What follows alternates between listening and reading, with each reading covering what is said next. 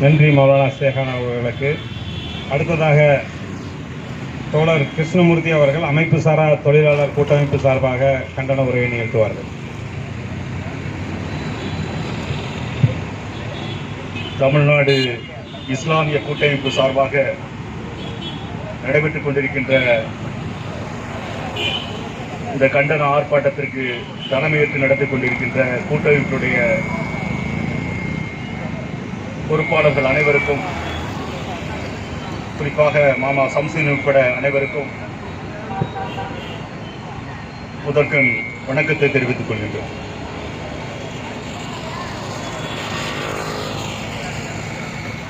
இன்னைக்கு மனிதம் மரணிச்சு கொண்டிருக்குங்கிறதுக்கு ஒரு பெரிய சாட்சியமா இருக்கிறது தான் இன்னைக்கு பாலஸ்தீனத்தில் நடக்கக்கூடிய மனித படுகொலை. இது ஒரு மதம் சார்ந்த ஒரு ஆர்ப்பாட்டம் அல்ல, இது மனிதம் சார்ந்த ஆர்ப்பாட்டம். இன்னைக்கு நம்ம உலக வரலாற்றுல ஹிட்லரை பேசுவோம், முசோலினியை பேசுவோம், இடியமீனை பேசுவோம். ஆனா இன்னைக்கு அந்த சர்வாதிகார போக்கோடெல்லாம் மிதமிஞ்ச சர்வாதிகார போக்கு இன்னைக்கு இஸ்ரேல் கடைபிடிக்கும். அதற்கு துணையா அமெரிக்கா இருக்கு. இவர்கள் ஒட்டுமொத்தமாக ஒரு இனமே இருக்கக்கூடாது அங்கிறதுக்கு நடத்தக்கூடிய ஒரு போர் தான் இந்த போர். இதை ஒரு இன அழிப்பா பார்க்க முடியாதுன்னு சொல்லி பரவலாக உலக நாடுகள் இன்னைக்கு அதை அது இனப்படுகொலையா பார்க்க முடியாதுங்க. இது இனப்படுகொலையா பார்க்காம இதை எப்படி பார்க்க முடியும்?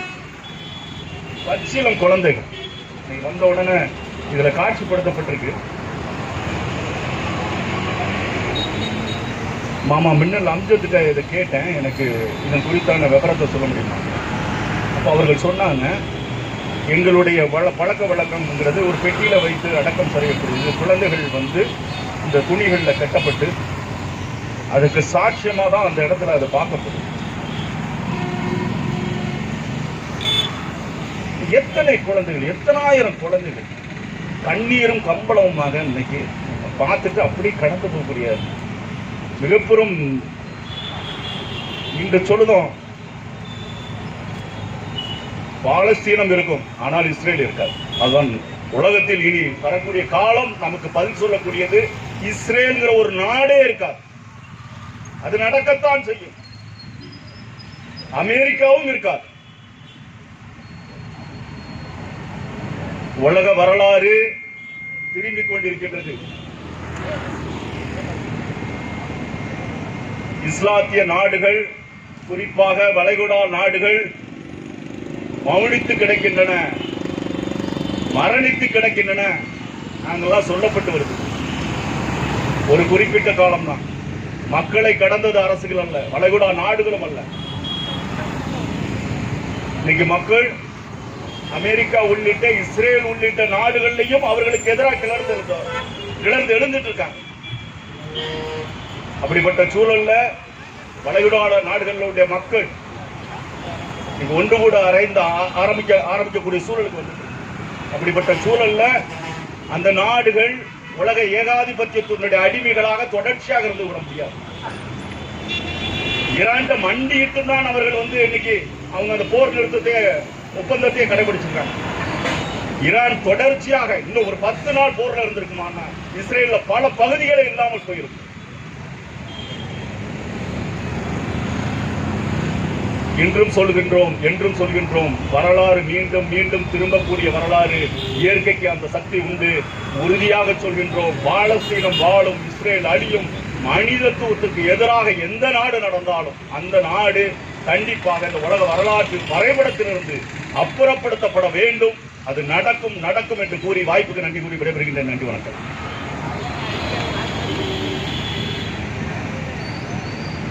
நன்றி மாமா கிருஷ்ணமூர்த்தி என்ற கிட்டு அவர்களுக்கு நன்றியை தெரிவித்துக் கொள்கிறோம்.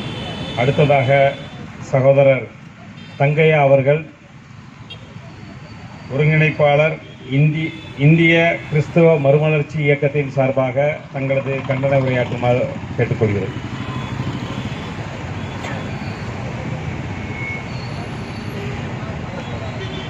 மேடையில் அமர்ந்து கொண்டு நாட்டில் நடக்கின்ற அவலங்களை மக்களுக்கு பட்டியலிட்டு எடுத்துச் சொல்லிக் கொண்டிருக்கின்ற தமிழ்நாடு இஸ்லாமிய கூட்டமைப்பின் பொறுப்பாளர்களே, இந்த நாட்டில் இன்னும் போராடுகின்ற மனநிலை இருக்கிறது என்பதற்கு சான்றாக இந்த கூட்டமைப்பினர் அமைத்திருக்கின்ற 3 அம்ச கோரிக்கைகளை பார்க்கின்ற போது, இந்த நாடு, நம் இந்திய நாடு வெளிநாடுகளோடு எத்தகைய உறவை வைத்திருக்கிறார்கள் என்பதை வெளிப்படையாக இன்று நாம் பார்க்கின்றோம். இந்த கண்டன ஆர்ப்பாட்டத்தின் மூல செய்தியாக ஒன்றிய அரசு கொண்டு வந்திருக்கும் வக்ஃபு திருத்த சட்டத்தை திரும்பப் பெற வலியுறுத்தி தமிழ்நாடு அரசு உள்ளாட்சி மன்ற தேர்தல்களில் இஸ்லாமியருக்கு 7% இடஒதுக்கீடு வழங்க கோரி அமெரிக்கா இந்திய இறக்குமதி பொருட்களுக்கு 50% வரி விதிப்பு மற்றும் காசா இனப்படுகொலைகளை கண்டித்து இந்த கண்டன ஆர்ப்பாட்டம் நடைபெற்றுக் கொண்டிருக்கின்றது. நாம் இந்த நாட்டில் நடப்பதை மக்களுக்கு எடுத்துச் சொல்கின்ற ஒரு போராளிய குணமானது இன்று குறைந்து கொண்டு வருகின்றது.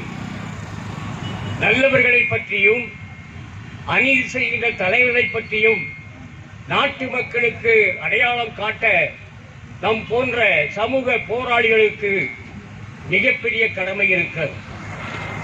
அந்த கடமையை இன்று செவ்வையாக செய்து கொண்டிருக்கின்ற தமிழ்நாடு இஸ்லாமிய கூட்டமைப்பினருக்கு எனது முதற்கண் நன்றி கலந்த வணக்கத்தையும் பாராட்டுகளையும் தெரிவித்துக் கொள்கிறேன்.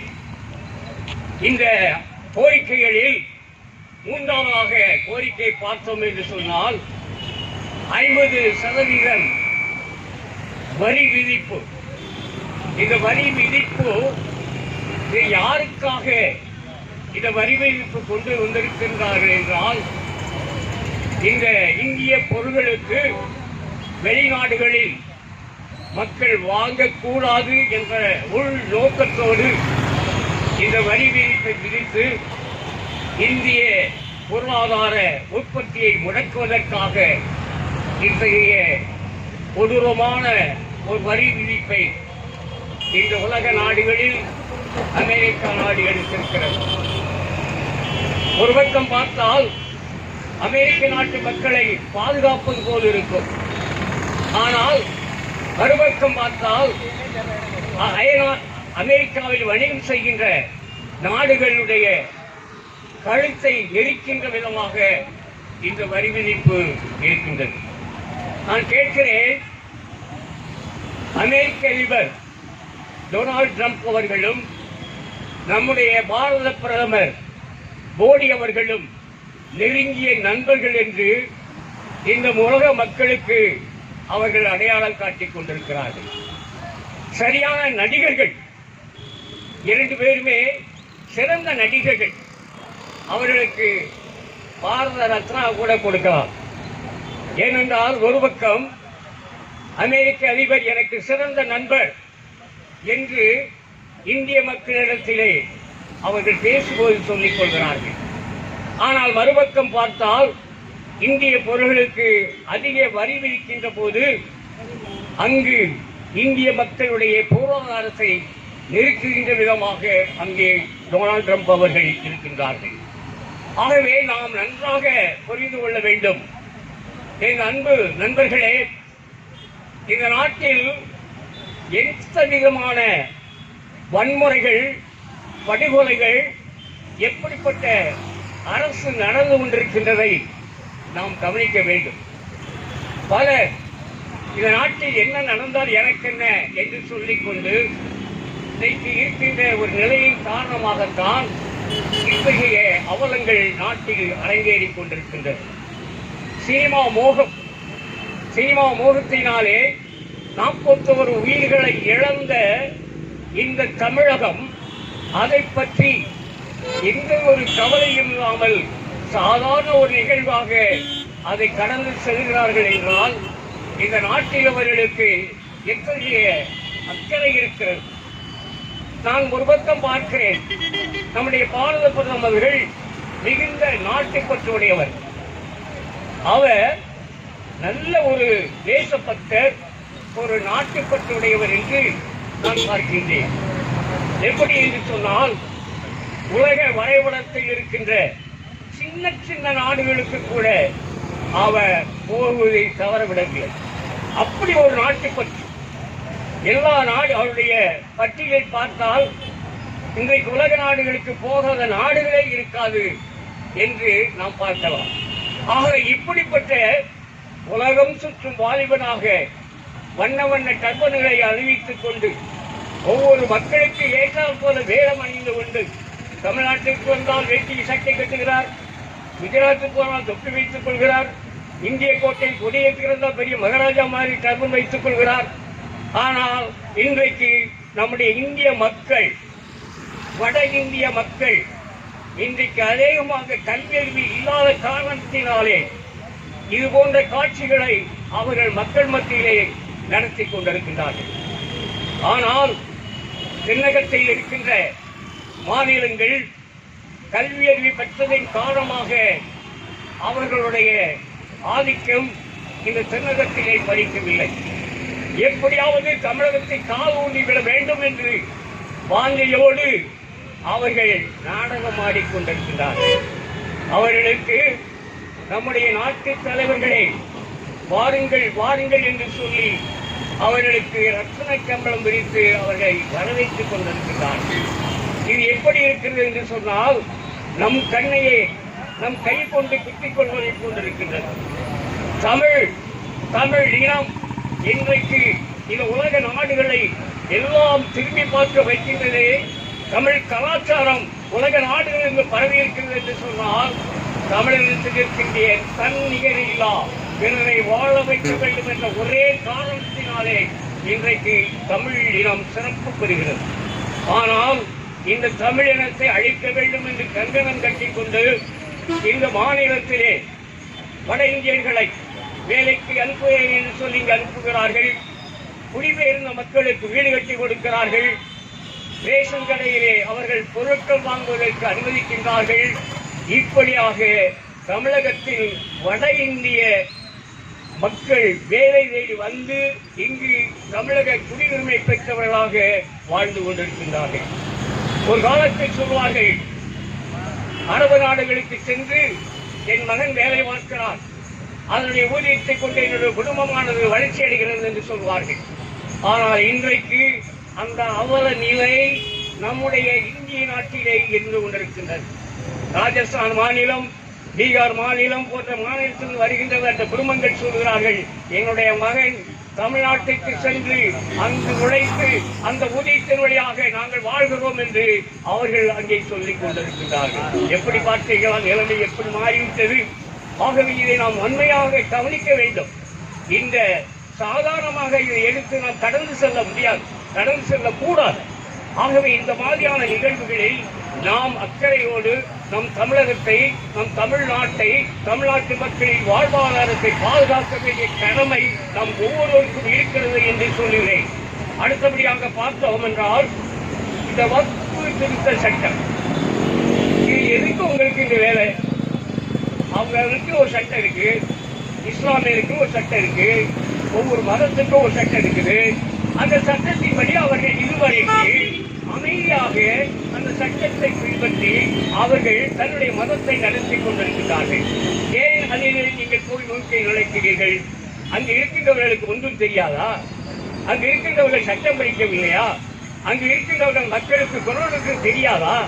ஆக இப்படிப்பட்ட இந்த திருத்த சட்டங்களை கொண்டு வந்து நீங்கள் என்ன சாதிக்கப் போகிறீர்கள்? மக்களுடைய சொத்துக்களையும் அபகரித்து சமூக நிலையில் இருக்கின்றவர்களுக்கு சமத்துவம் இல்லாமல் ஒரு தனி மனிதனுக்காக நீங்கள் இந்த சட்டத்தை கொண்டு வந்திருக்கிறீர்கள் என்று நாங்கள் பார்த்தோம். ஆக அன்பிற்குரியவர்களே, இந்த நாட்டினுடைய நிகழ்வுகள் அனைத்தையும் நாம் சற்று உன்னித்து பார்த்தோம் என்றால், இது ஒரு பாசிச அரசு, மக்களை அடக்கி ஆளுகின்ற அரசு. இந்த அரசினுடைய தலைவர்கள் எப்படிப்பட்டவர்கள் என்று சொன்னால், தன்னுடைய பதவிக்காக தன்னுடைய அரசுக்காக தான் சார்ந்திருக்கின்ற அனைத்து கட்சி சார்ந்தவர்களுக்காக இது நடக்க வேண்டும், இந்த அரசு இருக்க வேண்டும் என்பதற்காக பல உயிர்களை படுகொலை செய்வதற்கு அவர்கள் அஞ்ச மாட்டார்கள். இன்னைக்கு அப்படிப்பட்ட தலைவர்கள் உருவெடுத்துக் கொண்டிருக்கின்றார்கள். ஆகவே நாம் மிக கவனமாக இருக்க வேண்டும். வருகின்ற தேர்தல் அவர்களுக்கு சரியான பாடம் கற்பிக்கின்ற விதமாக, இந்த 3 அம்ச கோரிக்கைகள் நிறைவேற்றுகின்ற விதமாக இந்த 2026 நடக்கின்ற சட்டமன்ற தேர்தலில் நாம் வாக்களித்து மக்களுக்கு நீதி, அகிம்சை, மனித நேயம், மனித மாண்பு பாதுகாக்க நாம் வாக்களிக்க வேண்டும் என்று சொல்லி வாய்ப்பு தந்த அனைவருக்கும் நன்றி கூறி விடைபெறுகிறேன். நன்றி, வணக்கம்.